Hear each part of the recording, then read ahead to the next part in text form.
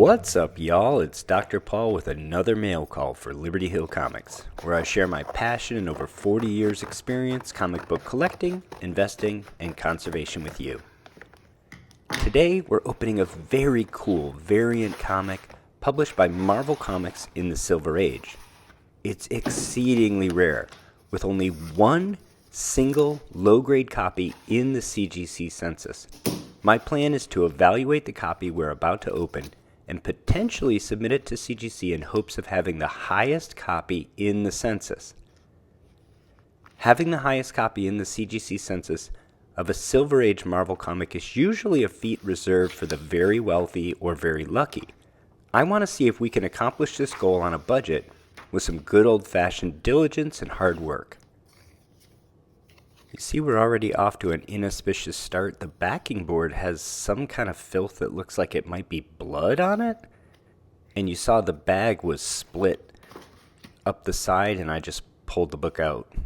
So we're not off to a great start with this one. I don't normally complain about bags and boards too much, but those kinds of stains on a board are pretty unprofessional in my opinion. But let's get on to discussion of this book. What is it and why do we care? This is Marvel Tales Annual number 2 from 1965, just as Marvel Comics was starting to dominate the Silver Age of comic books. It is the very first reprint of X-Men number 1, Avengers number 1, Strange Tales number 115, featuring the origin story of Doctor Strange, and the first appearance of the Ringmaster from Incredible Hulk number 3. The regular U.S. printing of this comic book has a collector interest because obviously the first printings of these 4 comic books are exceedingly expensive, and collectors are turning to the first reprint of these stories as a budget-friendly alternative that is still quite old and difficult to hunt down. But the reason I purchased this nearly 60-year-old comic book is because this is the exceedingly rare UK price variant. But before we get into detail on the UK price variants, let's talk about Marvel Tales in the Silver Age. By 1965, Stan Lee and Company had laid the foundations of the Marvel Age. By this time, the Marvel Universe had all the major players that would lead the company to dominate US comic book sales in the Silver Age, and it was a time of tremendous sales growth for Marvel. With the sales growth came new readers, and with the new readers came an appetite for some of the earlier issues of their favorite characters, especially those that featured the origin stories. That appetite created an opportunity to sell yet more comics, so the Marvel Bullpen put together the first reprint series of the Silver Age, titled Marvel Tales Annual. The idea was to produce one large, square-bound comic book each year, reprinting the year's most important stories from among Marvel's growing list of titles. The first 2 issues were printed according to this plan in 1964 and 1965, and were 72 and 76 pages respectively. Issue number 1 featured the first appearance of Spider-Man from Amazing Fantasy 15, the first appearance of the Hulk from Incredible Hulk number 1, the first appearance of Ant-Man in costume from Tales to Astonish number 35, the first appearance of Giant Man from Tales to Astonish number 49, the first appearance of Sergeant Fury and his Howling Commandos from Sergeant Fury number 1, Iron Man's first appearance from Tales of Suspense number 39, the first appearance of Iron Man's Model 2 armor, the slimmer red and gold version, from Tales of Suspense number 48, the first appearance of Thor from Journey into Mystery number 83, as well as a 2-page spread of bios of some of the members of the Marvel Bullpen. That's an awful lot of early Marvel Silver Age content for a measly 25 cents. Issue number 2 here was published the following year and reprinted the first appearance of the Avengers from Avengers number 1, the first appearance of the X-Men from X-Men number 1, Incredible Hulk number 3 with the first appearance of the Ringmaster, and Doctor Strange's origin story from Strange Tales number 115, as well as a short story from Amazing Adult Fantasy number 8. The series apparently proved popular enough with appetite for these reprints growing that after issue 2, the series was renamed Marvel Tales and was published bi-monthly. For another 10 issues, it reprinted 68 pages of early Marvel Silver Age key stories, including the first reprints of many first appearances from the Marvel Age. The series also became increasingly Spider-Man focused, often reprinting 2 issues of Amazing Spider-Man, until by issue 34 it became a strictly Spider-Man reprint series. Incredibly, there was enough appetite for Spider-Man stories that the title continued for a full 30 years until it ended in 1994 with issue number 291. Let's stay on the topic of Amazing Spider-Man, but turn our attention to UK price variants.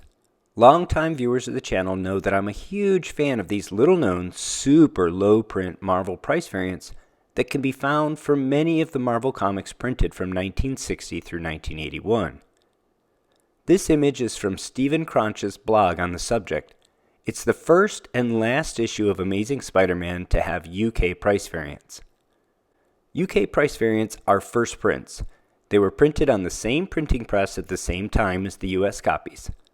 Unlike comic books from other foreign markets that were reprinted later. For early Marvel Silver Age, they are often the only variant other than the regular US print available to hunt down. Not all Marvel comics from the year range of 1960 to 1981 have UK price variants, but when they were printed, they're very difficult to run down. Incredibly, these rare variants are usually available, if you can find them, at or below regular US variant pricing, despite their print run being estimated at only 2 to 5% of the US print run. That makes these variants 20 to 50 times more rare than their US counterparts. I think the long-term appreciation potential of these gems is much higher than the standard US printings, so I buy them whenever I see them. They're especially difficult to find in high grade, and although I like to purchase them at a discount to US cent version pricing, if I have to pay fair market value for a high grade or especially early copy, I will. I just think they are that cool and have a lot of potential for appreciation. For more information on UK price variants, see my unboxing video for a UK price variant of Tales to Astonish number 43. I'll put a link to the video here. So why should we care about this particular reprint comic book?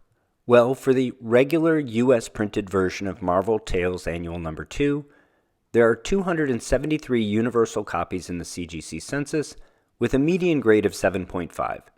That's not a lot of copies for a Silver Age Marvel comic book, but it is a reprint book, and I think it's fair to say that demand for this comic book is modest, and therefore not that many of them have been slabbed, more than it's truly a rare book.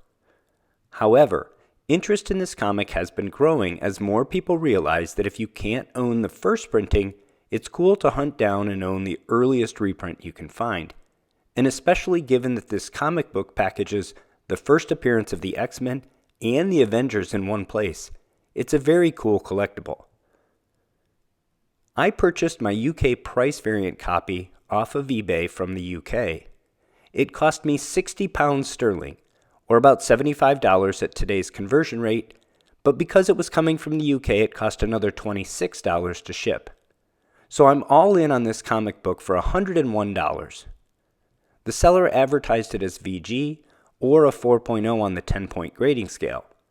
My first impression is that VG seems about right, and it obviously needs a clean and press, so maybe there is some potential upside on the grade, but we'll take a closer look at it in a minute. For the US version, a 4.0 has a fair market value of $100.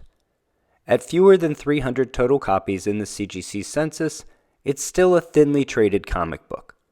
But our main concern here isn't the resale value of this comic. Go Collect has 0 sales of UK price variants for this comic book, owing to the fact that there is only 1 copy in the CGC Census as of today, a lonely and lowly copy graded at 2.5. I specifically purchased this copy with the plan to evaluate it for a clean and press and goal of submission to CGC in the hopes that I could get the CGC Census highest graded copy of a Silver Age Marvel comic book. Our ability to do that hinges on our review of the grade here. So I'm just going to have a look at the comic book and do an evaluation. It obviously needs a press. It's got a lot of waves, crinkles, bends. It's got some spine damage here, especially on the bottom. There's a little bit of a peel of the cover off of the rest of the square-bound book.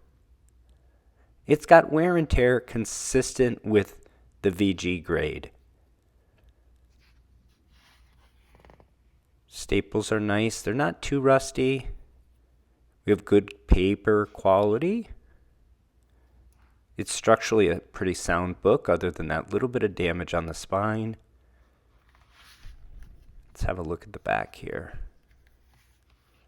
There are a few tears along the top edge. And it's dirty, just like the front cover. Even more so. As we talk about, typically, you have so much white space usually on the back covers on these gutters that it just shows off dirt. And you spend a lot of time cleaning the back covers more than the front usually. Let's have a look in some raking light. Typical wear and tear with respect to creases and bends. I think those are obviously going to clean up significantly. There's a few that are color breaking. Starts off with a banger. Reprint of X-Men #1. Looks good to me for VG. And I think when we look at the stills here, you'll see with it clean, I think this book is potentially a little higher than a 4.0. Maybe a 4.5, maybe a 5.0. It's held back obviously by this damage on the spine on the bottom and these few rips on the top edge of the rear cover.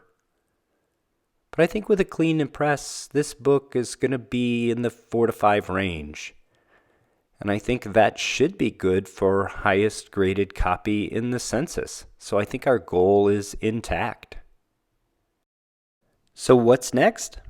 I'm going to do a short video series for this one and hope to send it in with the submission to CGC for the vintage tier that will include the copy of All-Star Comics number 55 for which we just finished the conservation. Next episode, we'll dry clean this comic and prepare it for a press. What do you think? Am I nuts to care about such an obscure collectible?